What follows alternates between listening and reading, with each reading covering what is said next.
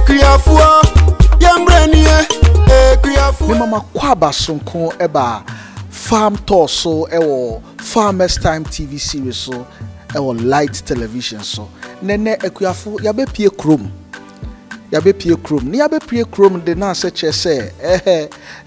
eye nije sem nko a ene ya probono abe pie Frankatson Limited woye into animal husbandry what on veterinary hu niam nyina ewo nkran krodua im one branch nso wo Kumase enunti se ope bibi afa poultry ho anase ayemo ho a o twiw ben Frankatson a obenya bi nene ne aye won akra wo won dwumadi mu no se woni ekuafo a wo poultry industry nim na ehia na wo ye training kese pa ama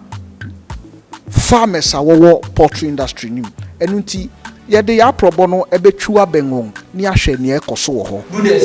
The function of the Buddha is just to mimic the mother, or let me say the hen, infrared or anything, and it's very bright. This is what can happen. They all move to one side, away from the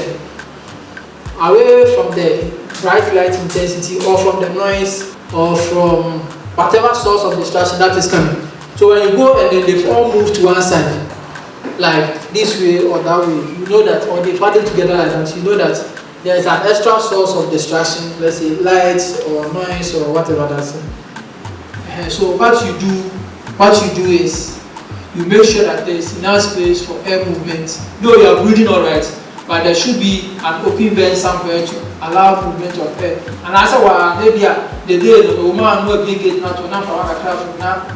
like name my fresh kakra, then you close it back, that kind of thing, which will also help with the control of carbon dioxide, carbon monoxide, and then ammonia levels. As I said, the litter is new. It's new. As soon as the water hits the litter, it gives them this funny, nice smell. Then before you realize, you start eating the litter. So it's important to work the litter regularly with a fork or a week. Like I said, ubenya kabeli 2 or 3 times a week, but just do it once. At least once a week in a day. Don't let it pass. Don't wait till 2 weeks, 3 weeks before. Just every time you have a problem with caking and the wet litter. So we can check the feather color of the bed. Some people want like very yellow DOC, like the one they see on TV. Or these kids animations. You see that in kids animations, mostly the chicks are very yellow. So equally, you want that kind. No, but no. It's supposed to be like an off-white, yellow cream, whitish cream kind of color. That's the best. And the chick behavior. When the chick is active and its reflexes are good, you know. When you pick the bird, so for Safa Musea, they react. When you beat, let's say they are in the basket and you beat one side of the basket like this, you see that some of that crowd, when you make to look at the direction. So you know that reflexes are good. Yeah. And the firmness of the legs. Some of the birds, you pick them and then you see that their legs are splayed. So you got the splayed legs. So it goes that way like that. So they cannot stand on their legs, they cannot move about. Or standard wise, you can use 50 birds to one feeder. But like I said, sometimes because of the room size and everything, we try to adjust it. But never go beyond 100 birds to one feeder. Na Dr. Sefabo achide akuafo a wo poultry efa ntetewo ne ncheche mu yiye no hwie no so oma won akwanya se won misansem a eha won ewo won afu no so onya abotare so echeche won fefefe ema obia te ne ho ase yakohwe training wanwaso a Frankatson Limited won aye ama akuafo a wo poultry industry nim na yenga ye bae no kra ya besua ade pa ewom mene okuani bako ewa ha na mene ne betwetwe nkomo kakra efa training na ekoso no ho ene wa ba Frankatson training anase seminar wo ye ema poultry farmers no sign ekoi ya ekoso ina aboayen pa is very good ena yesua nyama bebre ewomu ema ye we have to put up our building, location of the building and position of the building. because sometimes no ye be mo senia ye nya any knowledge about it into the way you put the building no it affects us at the end into ye by ya sua senia be put on building na senia be a ebe boa yen moreover so ye san sua biosecurity senia be a ye nya infections bi nya yare emati ewo farm no because yare bebre wo ho no ma sometimes yet to me ko fafi baby de ba farm na high then na obekache Frankatson for a what initiative sa massive great job by training farmers what your poultry no then na obekache and na then kranchesem and na de be ma wo me da say megina farmers ni na nem ni aka say Frankatson nyame nhira mo yeda mo ase wo ekwan amode amaye ewo nchire training amode amaye because it will help us a lot ebema yakoyi nim yesua nyama bebre yeda mo ase se mo adwen ye ho enye se eduane ni ndro kwan na moto maye ba mo che ye kwan ye befa so a ye mboka wo ni amabi so enti yeda mo ase nyame nhia mo pa ba ni abeka ni se munye more we need more training yema wakwa baba farm tour so we Farmers Time TV series so me je di say waba training no Frankatson for training no na obai no then no wesua efi training ni answer me baha no na mase dwumadi na se me wakuya no dada aye poultry na me hu se eye ade a me pese me de kwa ni mu eye ni kase eye ekwa akire na me hu se eye ade a ehun nimdie ni behia ti menya hu se Frankatson for eye training na ma me de me ho eba be hyew em se me baaye nso no nioma bia na yeye enso no na ne ya ne se me ye no na me nim hu nimdie ebiti se ebia oye aboa no free day 1 eye akokwa otunkosua no from day 1 ekosi se obesha se ato no ye wo say okay you say okay bia we do 20 weeks ya na say so some feed no fi grower e call layer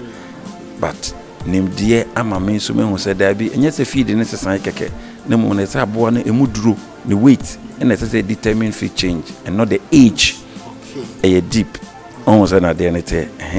and na fi nso ne ye hu ne say aboa ba ko bi ankasa kra na eduane a odi ebe boa ni nyini ama ne to no ebedu so no obenya ho mfaso nti no nso esese wo ye de wo hwe ena ensese wo fa ne se o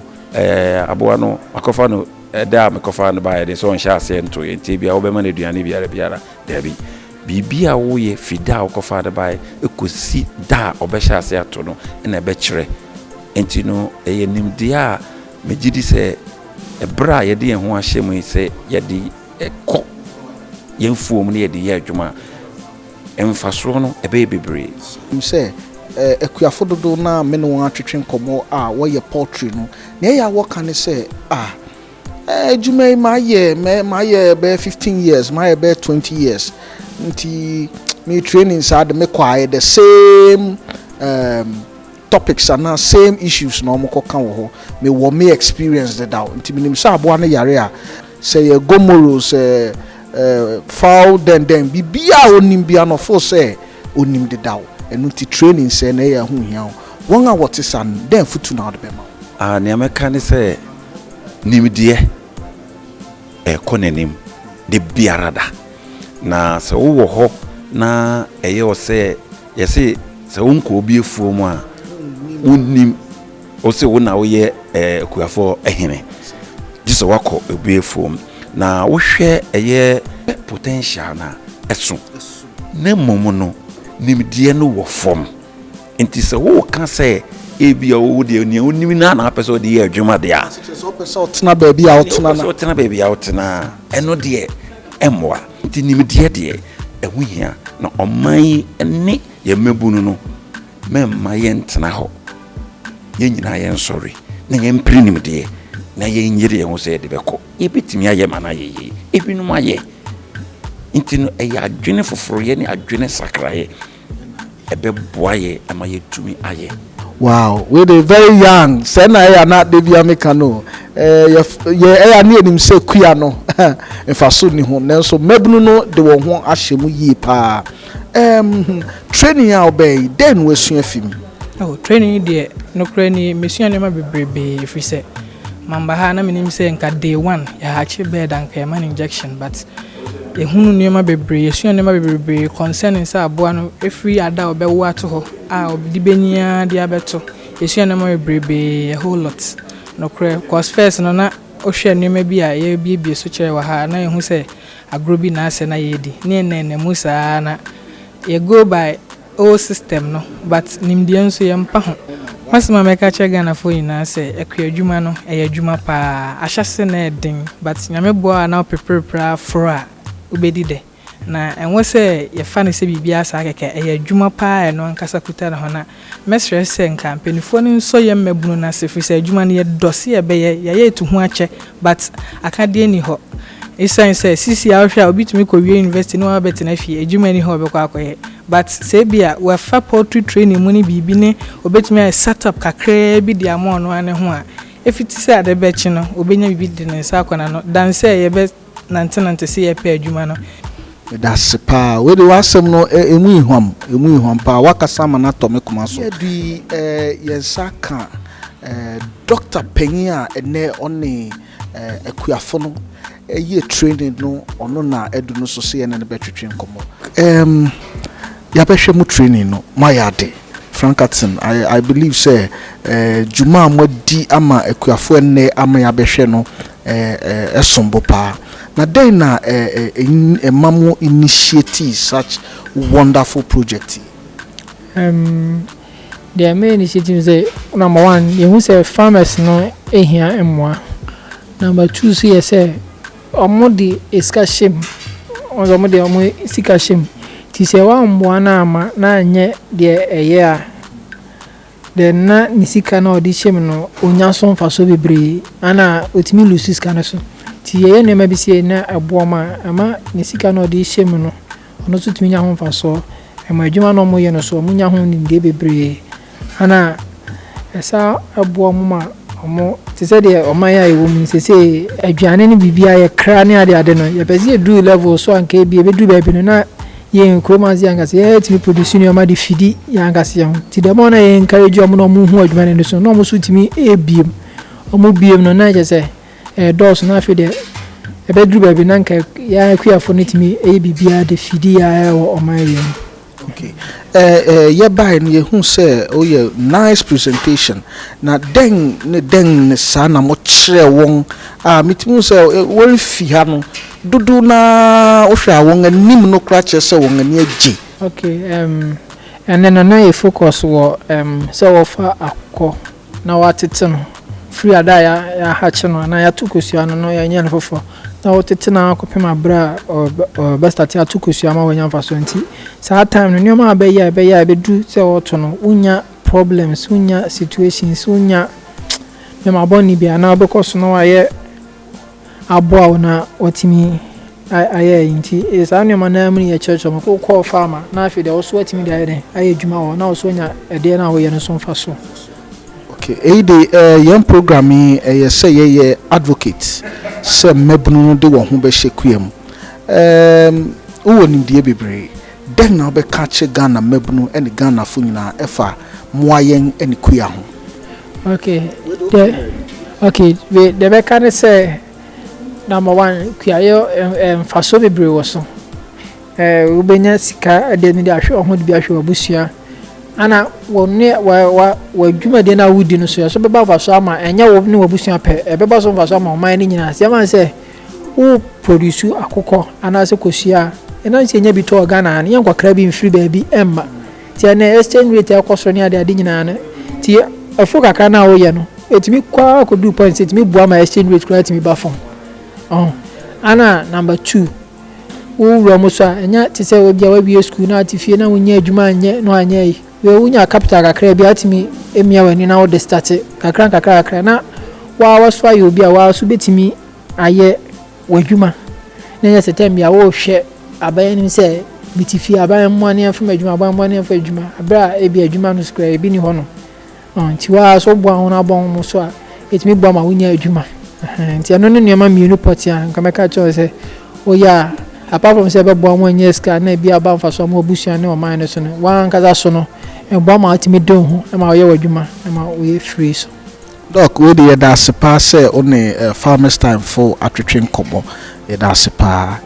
Me je di say ene wani je. Wakohwe kwanga Frankatson for ato wombo ahihye dwumadi fefefe ama ekuafo a wo poultry mu. Segment yi eye farm tour. Me a me di dwumadi ho chiame. Me din de Seth Obeng Akutu. Farmers Time TV series. Agrek de yarepa. So bia de ne ho wura ma beboa wo na aboa wo man no so. Nti ekuadwuma no etise any other business. Se kuafo ni wa ebere edidi. Agriculture ye dwuma bia oyese eye na ye ne ye mia ho a enya sika wom a oche obi mpo oye bosum edwuma. Me mfa ye politics. Undani galamse nu eye kuadwuma. Wo mo ntratra ghetto say edwuma ni wadwuma wo ho pa. Etise wa wi school na TV a so kuadwuma mu na ebeboa wo. If this country is to prosper, it is through agriculture and nothing else. If you have eaten today, thank a farmer and the fisherman. Unquote. Ekuafo,